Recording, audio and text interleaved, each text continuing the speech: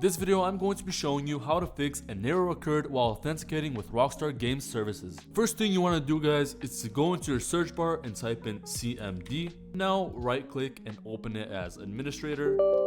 Click on yes if asked to make changes. So once you guys are in the command prompt, type in this command right here. It's going to be in the description, ipconfig/flush DNS. Make sure to type it exactly like I did. Then click on enter, guys, and it should say successfully flushed the DNS resolver cache. And now, guys, type in the second command. It's also going to be in the description, net sh winsock reset, and then click on enter, and boom, we have successfully reset the winsock catalog. And now you guys need to restart your computer, but don't restart it just yet, guys. First, I'm going to show you some other fixes, and then once we are done, you can restart your computer. Now, guys, for the next step, go back to your search bar and type in network connections.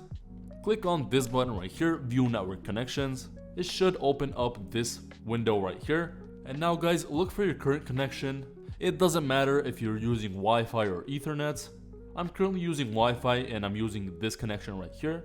So right click, guys, click on properties. And now, guys, you need to find this right here, Internet Protocol version 4, and click on properties. And right here, guys, by default, it should be set to automatic, but go ahead and click on use the following DNS server addresses and type in 1111 and then type in 100 and then 1 again. And now, guys, click on OK, click on close out of everything. Now, guys, go ahead and restart your computer and try opening GTA 5 again, and everything should be fine. If this video helped you out, please consider subscribing and liking. Thank you so much for watching, guys, and peace.